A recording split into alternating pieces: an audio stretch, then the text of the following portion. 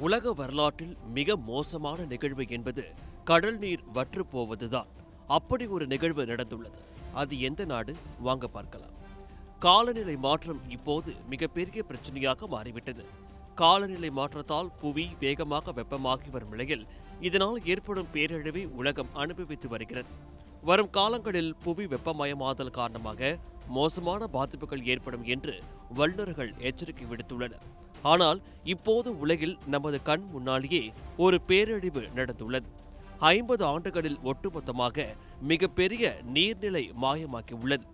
கஜகஸ்தானுக்கும் உஸ்பெகிஸ்தானுக்கும் இடையே அமைந்துள்ள நீர்நிலை, அதாவது ஆரல் கடல் என சொல்லப்படுகிறது.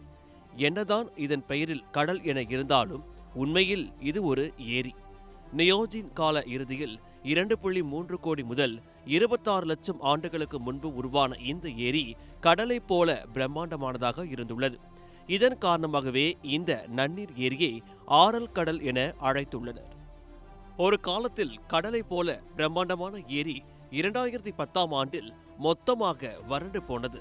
இந்த ஆரல் கடல் 68,000 சதுர கிலோமீட்டர் பரப்பளவை கொண்ட உலகின் 4வது பெரிய ஏரியாக இருந்தது. 1960களில் சோவியத் யூனியன் தனது நீர்ப்பாசன திட்டங்களுக்கு இங்கிருந்து நீரை எடுத்துக்கொள்ள ஆரம்பித்தது. அப்போதே இதன் அழிவு காலம் ஆரம்பித்துவிட்டது. அமெரிக்காவின் நாசா இந்த ஆரல் கடல் மாயமான தொடர்பாக ஆய்வு செய்து அறிக்கையை வெளியிட்டுள்ளது. 1960களில் சோவியத் யூனியன் தனது பிராந்தியத்திற்கு உட்பட்டு இருந்த கஜகஸ்தான், உஸ்பெகிஸ்தான் மற்றும் துர்க்மெனிஸ்தான் ஆகிய வறண்ட பகுதிகளில் வேளாண் செய்யும் நீர் பாசன திட்டங்களுக்காகவும் இங்கு இருந்தே நீரை எடுத்தது. இங்குள்ள 2 பெரிய ஆறுகள் வடக்கில் சிர் தரியா மற்றும் தெற்கில் அமு தரியா மூலம் வறண்ட பகுதிகளுக்கு இந்த ஆரல் கடலில் இருந்து நீரை எடுத்து சென்றன.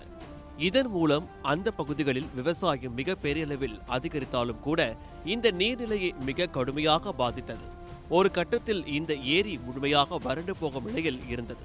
இருப்பினும் இந்த ஏரியின் சில பகுதிகளை காப்பாற்றுவதற்காக கடைசி முயற்சியாக கஜகஸ்தான் ஆரல் கடலில் வடக்கே மற்றும் தெற்கு பகுதிகளுக்கு இடையே ஒரு அணையை கட்டியது.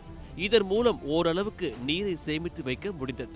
ஆனால் அப்போதும் கூட முன்பு இருந்தது போல அதிக அளவில் நீரை சேமிக்க முடியவில்லை. மனிதனின் தவறினால் ஏற்படும் காலநிலை மாற்றம் எந்த அளவிற்கு பேரழிவை ஏற்படுத்தும் என்பதற்கு இதுவே ஒரு எடுத்துக்காட்டு.